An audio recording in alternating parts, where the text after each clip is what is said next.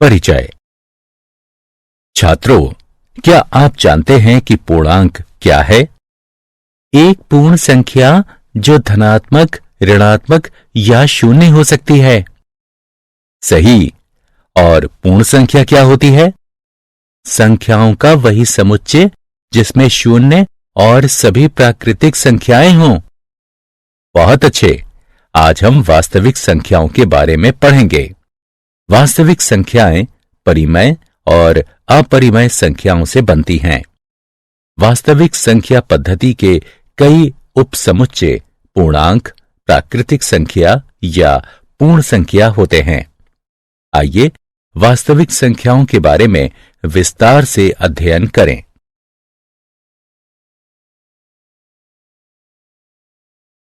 उद्देश्य। इस पाठ के अंत में आप निम्न करने में सक्षम हो जाएंगे। यूक्लिड की विभाजन प्रमेयिका को बताना, अंकगणित को आधारभूत प्रमेय को समझाना, अभाज्य गुणनखंडन विधि से प्रश्नों को हल करना।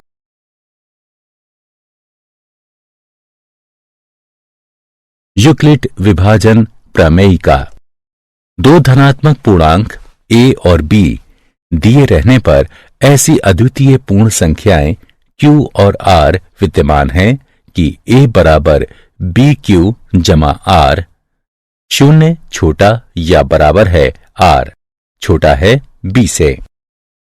उदाहरण के लिए a बराबर 15, b बराबर 3 के लिए 15 बराबर 3 गुणा 5 जमा शून्य है, जहां q बराबर 5 और r बराबर शून्य है। प्रमेयिका।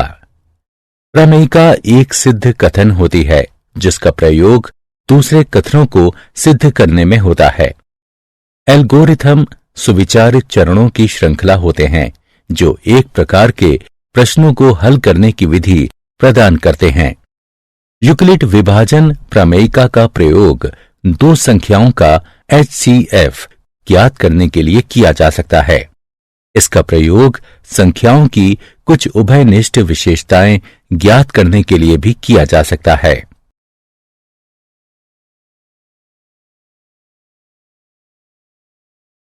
HCF कैसे ज्ञात करते हैं?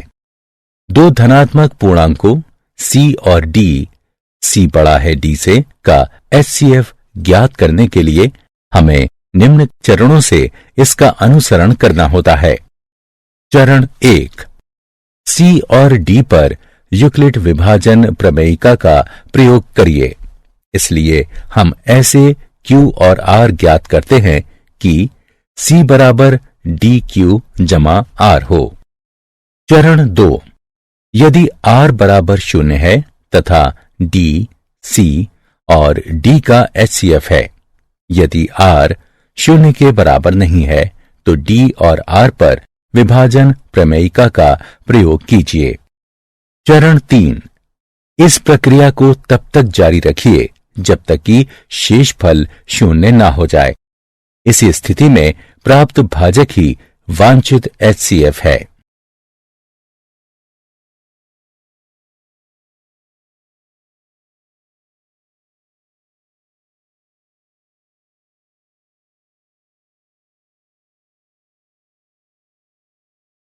HCF परिकलन का उदाहरण।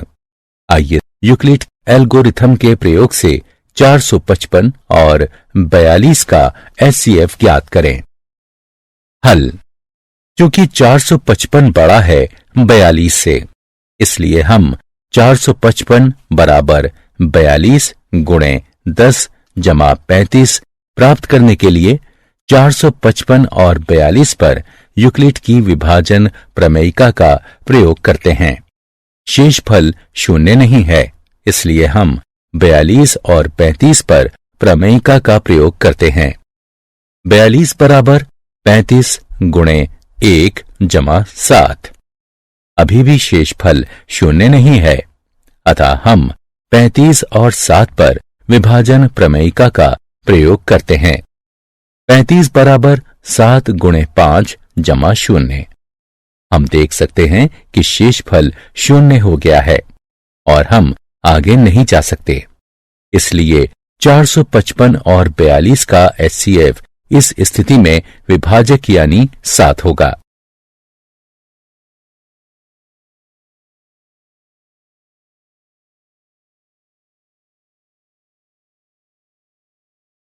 मूल्यांकन। आगे बढ़ने से पहले आइए जानें कि आपने क्या सीखा है। सही विकल्प चुनकर रिक्त स्थानों की पूर्ति कीजिए।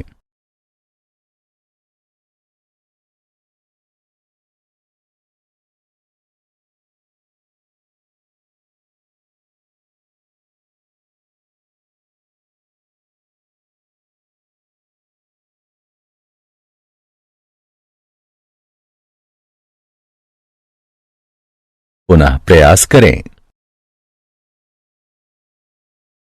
बहुत अच्छे।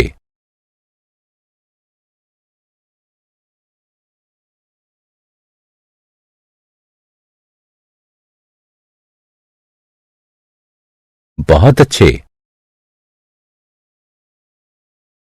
यूक्लिड के प्रमेय का उदाहरण।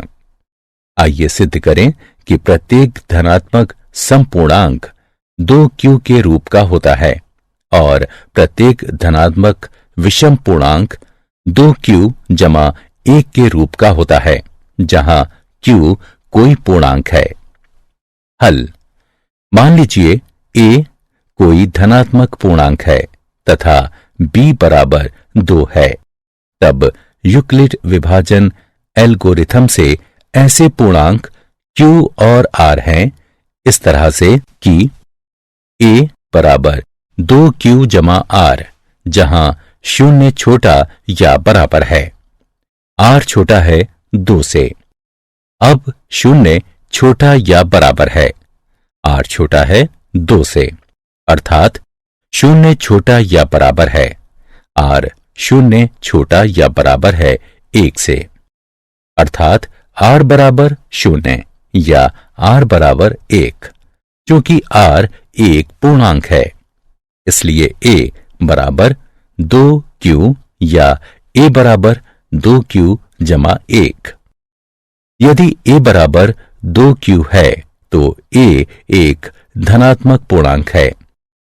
हम जानते हैं कि धनात्मक पूर्णांक या तो सम या विषम हो सकते हैं, इसलिए कोई भी धनात्मक विषम पूर्णांक 2q जमा 1 के रूप का होगा।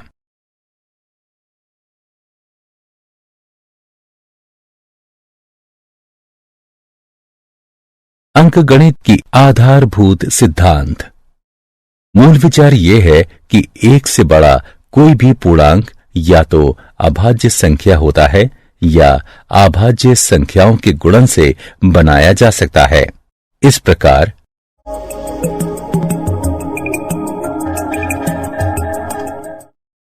आइए परिभाषा से शुरू करें।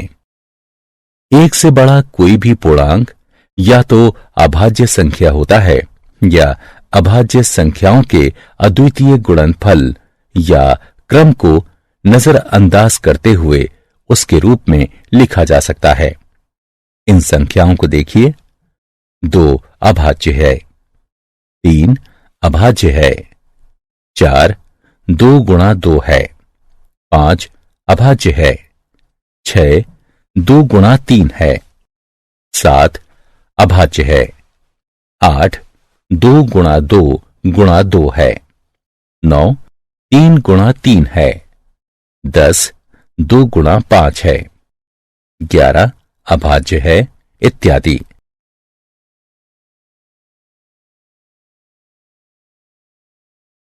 मूल्यांकन। आगे बढ़ने से पहले आइए देखें आपने कितना सीखा। सत्य या असत्य पर क्लिक करें।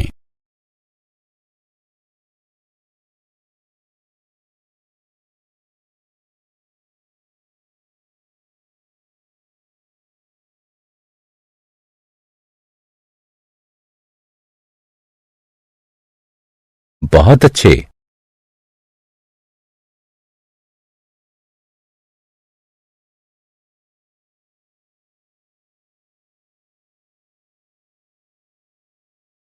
पुनः प्रयास करें।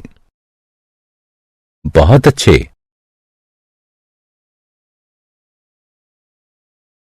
LCM और HCF में संबंध। इन्हीं भी दो धनात्मक पूर्णांकों A और B के लिए HCF AB गुणा LCM AB बराबर A गुणा B। उदाहरण, यदि A बराबर 3 और B बराबर 6 है, HCF 3 6 गुणा LCM 3 6 बराबर 3 गुणा 6 बराबर 18। यदि हमारे पास दो धनात्मक पूर्णांकों का LCM है तो हम इस परिणाम को प्रयोग करके उनका HCF ज्ञात कर सकते हैं। हम किन्हीं दो संख्याओं का HCF और LCM अभाज्य गुणनखंडन की सहायता से ज्ञात कर सकते हैं। आइए देखें कि कैसे। 510 और 276 का LCM और HCF ज्ञात कीजिए। 510 बराबर 2 गुणा 3 गुणा 5 गुणा 17। 276 बराबर 2 गुणा 2 गुणा 3 गुणा 23। 510 और 276 के उभयनिष्ठ गुणनखंड 2 और 3 हैं, अतः HCF बराबर 2 गुणा 3। LCM ज्ञात करने के लिए उभयनिष्ठ गुणनखंडों को एक बार फिर लिखिए और फिर बचे हुए अभाज्य गुणनखंडों को लिखिए और फिर इन दोनों का गुणन कर दीजिए। आपको दी गई संख्या का LCM प्राप्त हो जाएगा। 510 बराबर 2 गुणा 3 गुणा 5 गुणे 17। 276 बराबर 2 गुणा 2 गुणा 3 गुणा 23। उभयनिष्ठ गुणनखंड 2 और 3 हैं और 510 के बचे हुए अभाज्य गुणनखंड 5 गुणा 17 है तथा 276 के बचे हुए अभाज्य गुणनखंड 2 गुणा 23 है, अतः 510 और 276 का LCM है बराबर 2 गुणा 3 गुणा 5 गुणा 17 गुणा 2 गुणा 23 बराबर 23,460। आइए देखें कि LCM और HCF के गुणनफल और स्वयं उन संख्याओं के गुणनफल में क्या संबंध है।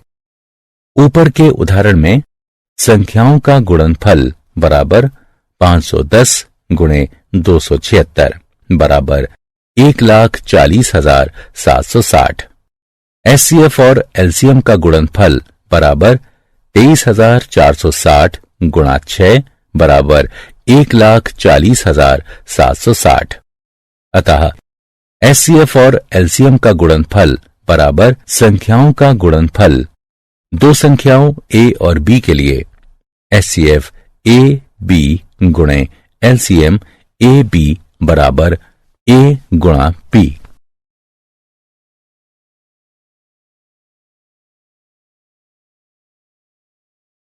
उदाहरण, दो संख्याओं का LCM 126 है। यदि एक संख्या 18 है और संख्याओं का HCF 2 है तो दूसरी संख्या ज्ञात कीजिए। हम जानते हैं कि दोनों संख्याओं का गुणनफल बराबर होगा उनके LCM और HCF के गुणनफल के, यानी 18 गुणा x बराबर 126 गुणा 2। यहां x दूसरी संख्या है, यानी x बराबर 126 गुणे 2 बटे 18 है, तो x बराबर 14 होगा।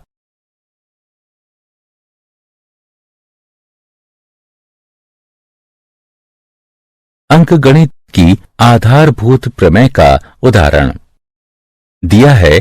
306 और 657 का HCF बराबर है 9 के, तो इनका LCM ज्ञात कीजिए।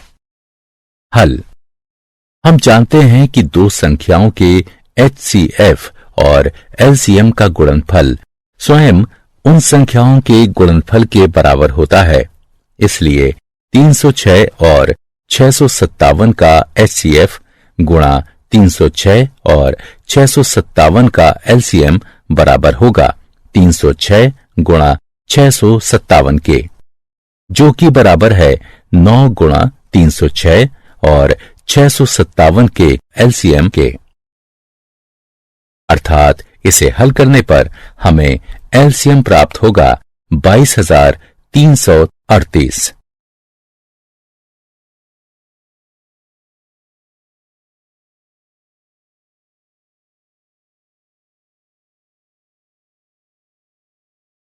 मूल्यांकन।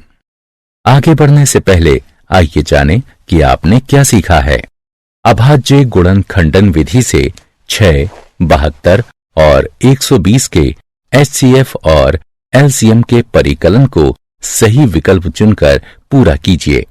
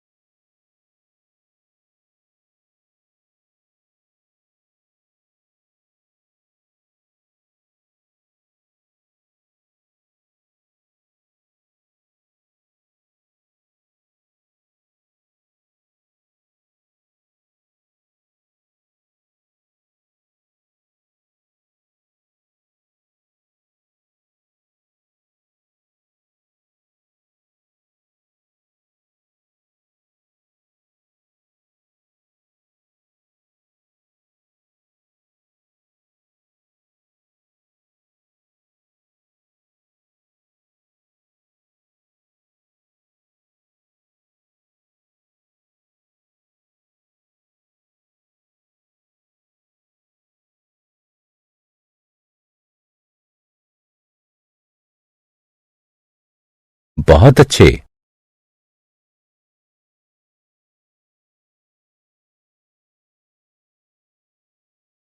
क्या आप जानते हैं 17वीं शताब्दी में सर्वप्रथम डेकार्टे ने बहुपदों के मूल को व्यक्त करने के लिए रियल शब्द का प्रयोग किया और उन्हें इमेजिनरी संख्याओं से अलग किया।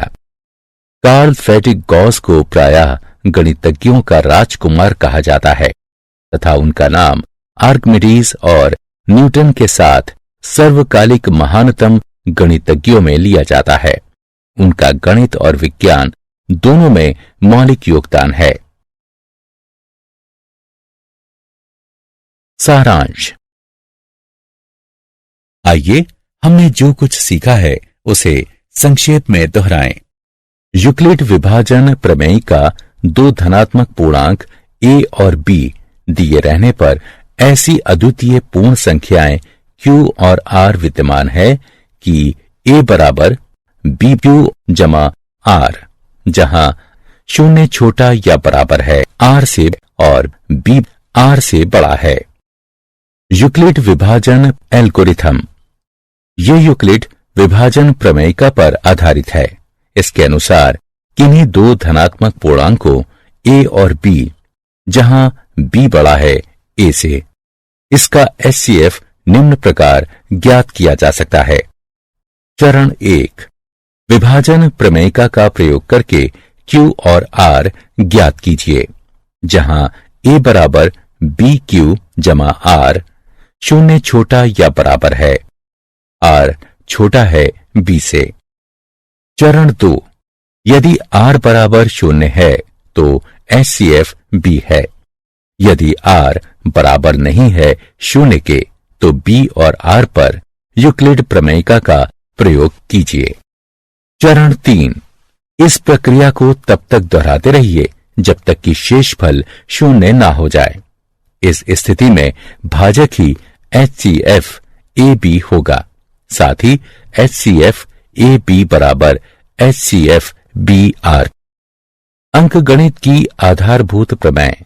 प्रत्येक भाज्य संख्या को अभाज्य संख्याओं के एक गुणनफल के रूप में व्यक्त किया जा सकता है तथा यह गुणनखंडन अभाज्य गुणनखंडों के आने वाले क्रम के बिना अद्वितीय होता है।